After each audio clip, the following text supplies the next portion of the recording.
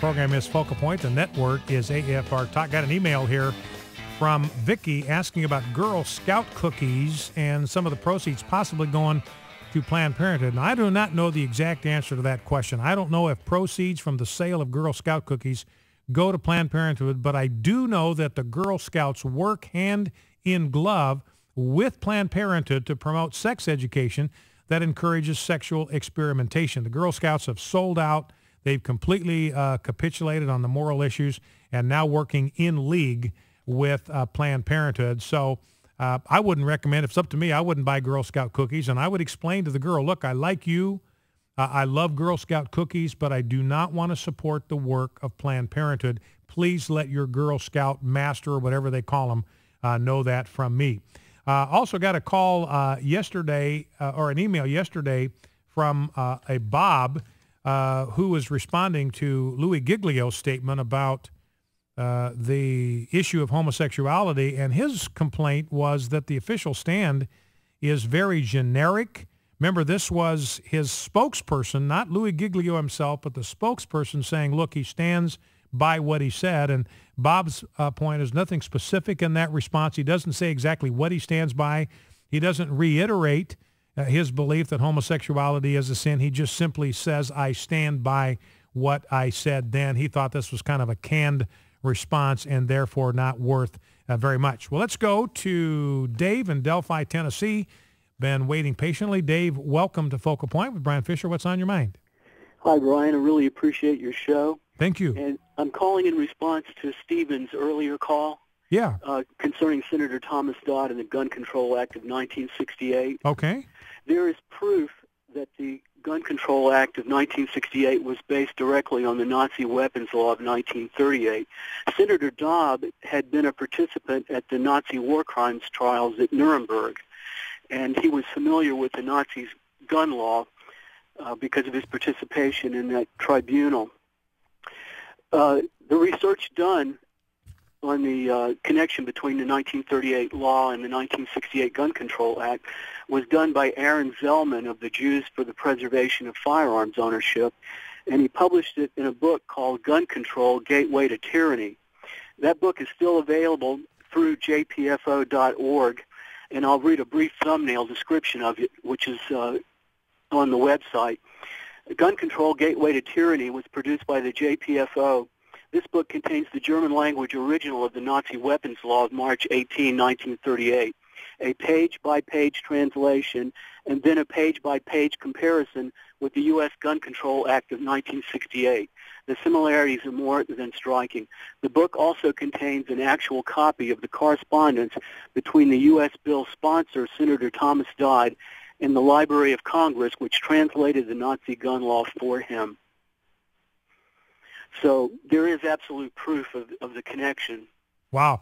Well, that's a pretty striking thing. And that's, like I say, Dave, that's new information to me. And I appreciate you kind of backing that up with some documentation. But that's a pretty striking thing that our gun control law would be patterned after the very law that Hitler used to disarm his own citizens.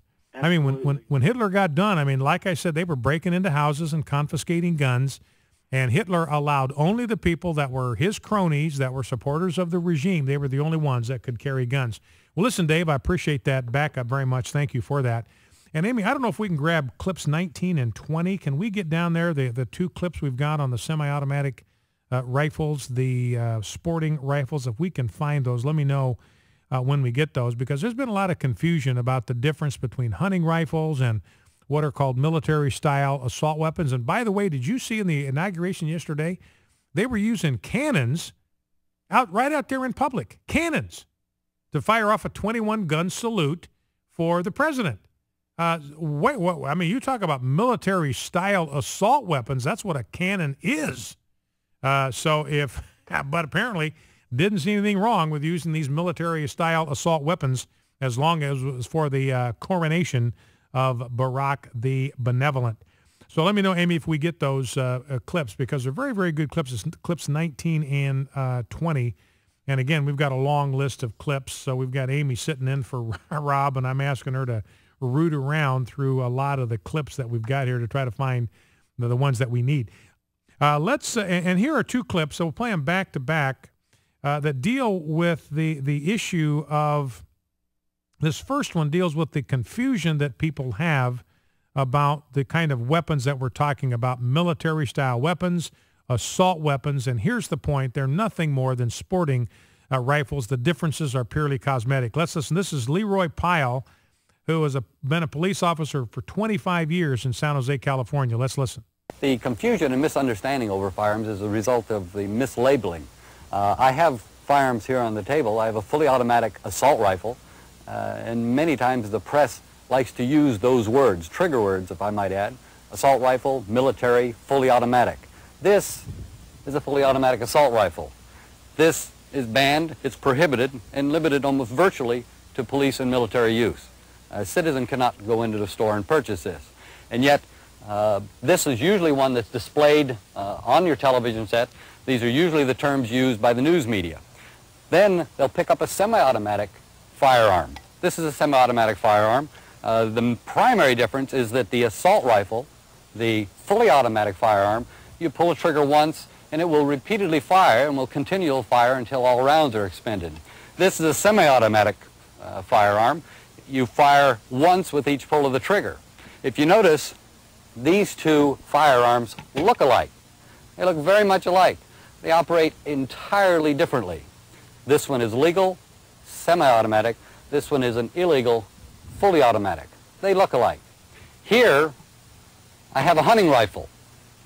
This is also semi-automatic and one used for hunting game. This also, being semi-automatic, fires one round with each pull of the trigger. If you notice, these two do not look alike, but they function alike. They are virtually the same, only cosmetically different. It's important to keep that in mind. A person will say this is fully automatic. The uninformed, most of the time the press, will refer to this as a fully automatic assault rifle and this as a fully automatic assault rifle. Please, by definition, this is the assault rifle. This is the only one that's fully automatic. It's prohibited for purchase in the United States except by police and law enforcement. So he says, look, the difference between, if you have a fully automatic, that's illegal. You can't buy those except under exceptional circumstances. Collectors can get them. Law enforcement may have access to fully automatic weapons, but they're illegal in the United States already. You can't buy one. But the others, what people call assault rifles, look like the fully automatic weapons, but they're not. The guts, the mechanism, the way they operate, exactly like a sporting rifle, no different in the mechanism whatsoever. Now here, the next clip is Edward Conroy. He's with the Bureau of Alcohol, Tobacco, and Firearms, and he expands on this difference. Any type of legislation that's framed or drafted in relation to assault, what we're referring to here this morning is assault or paramilitary type weapons, there will be an inherent difficulty in drafting this.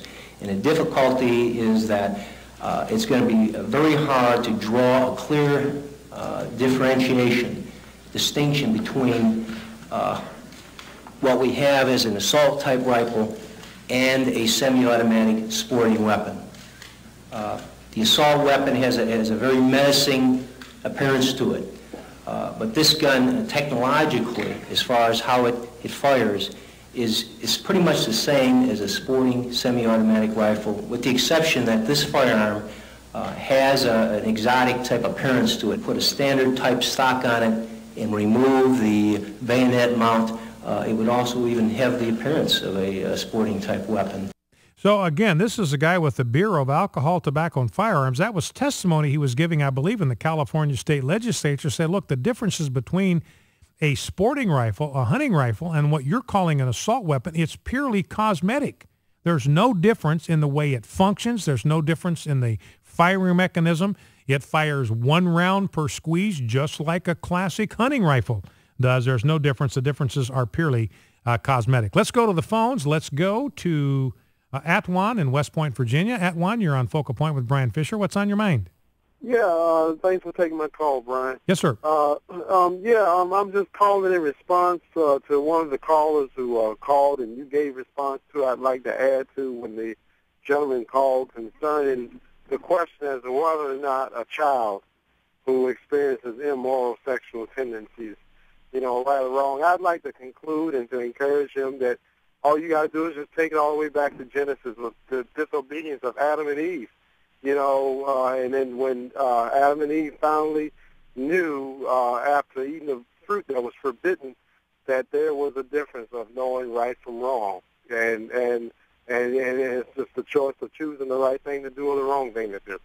And so that was all I just wanted to conclude. And other than that, I just want to thank God, and I continue to pray for guys like you and other various ministries such as AFR for doing the work that y'all are doing. And I just like for you to know that there are Christians out there that are still in the dark to a lot of information that y'all are putting out there. And I'm sad to say, one of those people that I'm referring to happens to be my very own wife. She won't hear or like to listen or entertain any idea of what I would have to say with how I feel about our current administration and its president.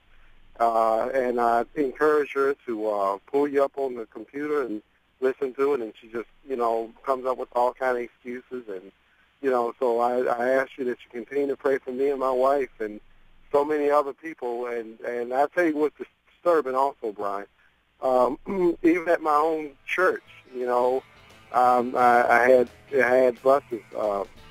I had a bus that left like 2:30 in the morning to make the inauguration for our president, and it was just kind of really disturbing to me. Yeah. And I tell you, you just keep us in prayer, man. All right, Atwan, I will sure do that, and thank you for your honesty and transparency there. And I've discovered that with people, people either get what we're talking about or they don't.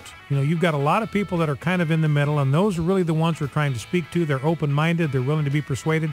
A lot of people right now just are not willing to be persuaded. I've made up my mind. Don't convince me with the facts. But if we're steady, if we just continue to quietly speak the truth, the day will come when the truth will dawn. The light will break, and they will see what we have been talking about. So hang in there, Atwan. That day will come. Focal Point, AFR Talk.